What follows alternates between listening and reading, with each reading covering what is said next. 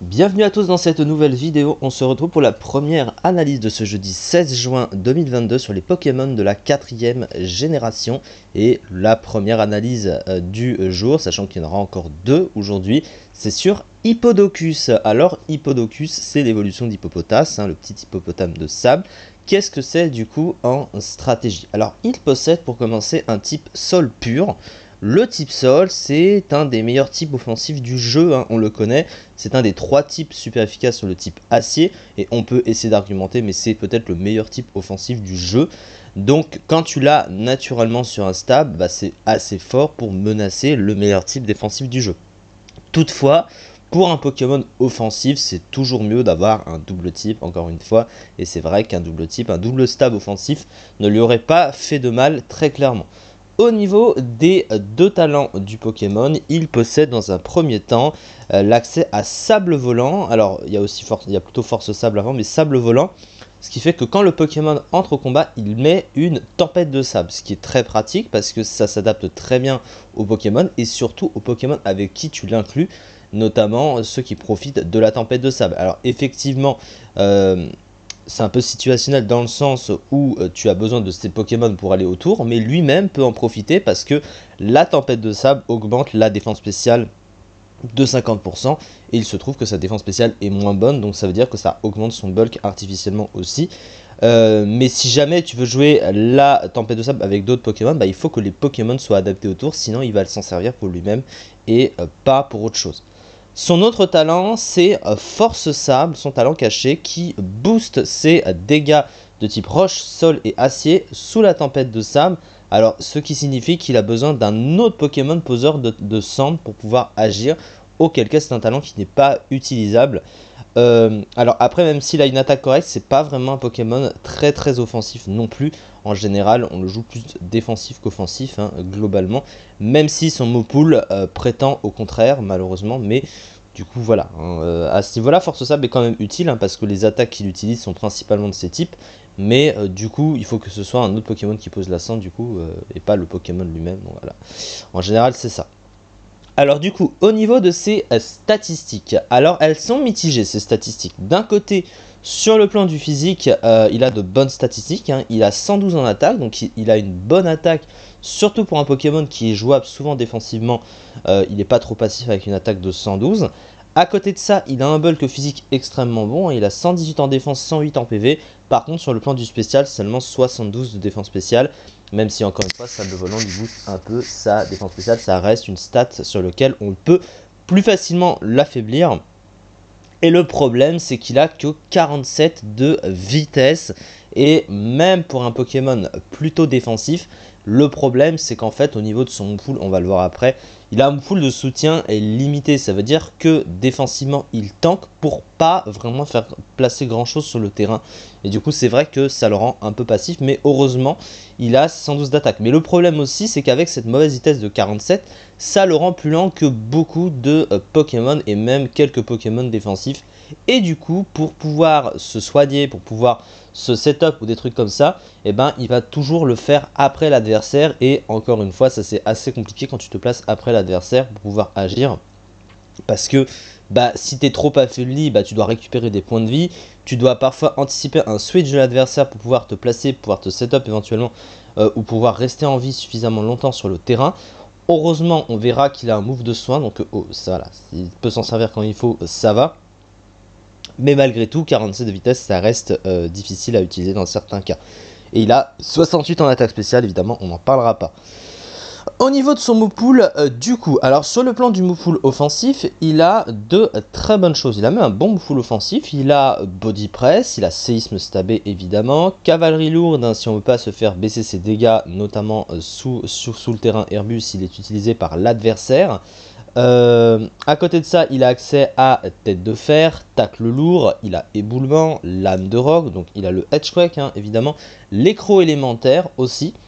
Donc offensivement, il a un bon move pool. Sur le plan du soutien, par contre, pour un Pokémon qui est jouable, qui est en apparence jouable défensivement, et qu'on préfère jouer défensivement, et bien malheureusement, son move pool de soutien est pauvre. Hein. Il a vraiment pas grand chose, ce Pokémon. Il possède néanmoins les pièges de roc, donc ça, au moins pour lead, c'est toujours pratique. Il a un move de soin, il a accès au rare move paresse, hein, qui lui fait récupérer 50% de sa barre de vie maximum, donc ça c'est évidemment pratique, mais encore une fois, il se soigne généralement après l'adversaire, donc il se fait déjà affaiblir, il doit se soigner, et il faut qu'il récupère assez de points de vie pour pouvoir ensuite agir, si tant est que l'adversaire ne n'agisse pas avant. Il a également accès à surpuissance aussi en attaque de comète, donc en termes de move pool offensif, il a ce qu'il veut. Par contre, sur le plan du setup, il n'a que malédiction, et ça c'est dommage, hein, très clairement, parce que ça baisse la vitesse, ce qui fait que à force de vouloir ce setup, le Pokémon va être de plus en plus lent et va systématiquement agir de plus en plus après l'adversaire, et comme il doit se soigner à côté, ben si tu veux booster ses dégâts pour éviter qu'il soit un peu trop passif, et ben tu es obligé de spammer les setups, mais du coup ben à chaque fois ce sera après l'adversaire et tu vas presque mourir, ce qui fait que tu vas plus pouvoir te soigner, tu vas être obligé de switcher, et il se soigne pas sur le switch et il va revenir à moitié affaibli et il va mourir assez facilement sur le terrain. Donc la durabilité du Pokémon est pas toujours extraordinaire, mais malgré ça, quand c'est bien anticipé, etc., parce que quand même, ça dépend des Pokémon qu'il a à gérer en face. Hein. Si c'est des bons Pokémon qui tapent sur le physique, eh bien tu peux bloquer le Pokémon, parce que sur le physique, il gère très très bien avec ça son bon bulk physique. Surtout qu'il n'a pas tant de faiblesses que ça. Alors, on l'a pas cité, mais il a 3 faiblesses, hein, quand même, type plante, glace et eau, qui tape généralement sur le spécial, hein, et évidemment, c'est son problème. Mais au-delà de ça, sur les gros Pokémon qui tapent sur le physique, puis aussi, faut noter sa résistance aux pièges de roc, hein, c'est-à-dire que sur les pièges de roc, il prend pas trop cher sur le terrain. Il a l'immunité électrique, hein, qui lui permet de tanker les pivots adverses de type électrique, ceux qui utilisent échange éclair en général. Et le type électrique peut être un type offensif assez dangereux. Mais la grosse problématique, c'est le manque de setup utile pour lui permettre de mieux agir sur le terrain avec le move de soin. Et heureusement qu'il a un bon move de soin avec, parce que sinon, ça rendrait son placement plus compliqué. Au niveau des poseurs de soin, on en connaît un autre, hein, évidemment Tyrannosif en Overused, qui est meilleur que ce Pokémon, alors que Tyrannosif ne possède pas de bon move de soin, hein, par contre, hein, c'est aussi son problème. Mais Tyrannosif, il a un double type offensif qui est plus intéressant, les stats sont nettement meilleurs, il a une versatilité beaucoup plus large, et la tempête de sable qui va avec le rend donc plus utile. Même s'il a énormément de faiblesses, évidemment, Tyrannosif est largement plus utilisé que Hippodocus, hein, c'est une certitude. Lui par contre c'est un top tier underused, hein, il faut quand même le souligner. Il atteint la 3ème place de l'underuse actuel le mois dernier avec 26,49% des usages. Donc quand même en Underuse c'est un bon Pokémon parce qu'il est capable de venir sur beaucoup de Pokémon physiques, hein, notamment, de pouvoir les menacer, et il est capable en tant que bon lead à poser les pièges de roc, hein, évidemment. Il peut se soigner, il peut vraiment menacer avec son bulk, voilà. Même s'il fait pas forcément très très mal, parce que même s'il se set up pas, même avec sa petite attaque, bah, c'est pas toujours des dégâts très très forts, mais sur la durée il peut quand même cancériser un adversaire. Par exemple le toxique qui peut faire bâillement pour l'endormir et essayer derrière de se soigner et derrière d'accélérer un petit peu la fragilité des Pokémon adverses sur la durée du terrain, mais ça rend parfois son rôle un peu passif quand même. Alors la fiche stratégique, d'excellents PV couplés à une très bonne défense, une très bonne statistique d'attaque, un move pool de soutien intéressant, mauvaise défense spéciale, un unique type sol lui octroyant des faiblesses gênantes au type eau, plante et glace. Mais il est lent et prévisible parce que ces sets se ressemblent, hein. Évidemment il n'a pas vu son move pool de soutien très limité, c'est aussi son problème.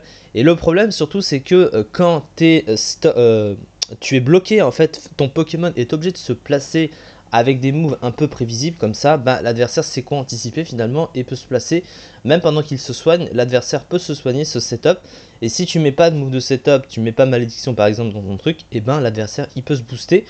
Mais il y a quand même l'accès à Cyclone, hein, qui permet de faire partir l'adversaire, hein, si jamais il se booste. Donc ça peut forcer l'adversaire à partir, voilà, mais parfois il y a une passivité chez le Pokémon qui est un peu compliqué à gérer, mais bon voilà. Et puis il suffit simplement d'un bon Pokémon sur le spécial pour évidemment le tuer plus facilement, en tout cas c'est ça Pour cette vidéo, on se retrouve pour la seconde analyse du jour, juste après celle-ci. Merci beaucoup en tout cas de m'avoir suivi et à très vite pour une prochaine vidéo.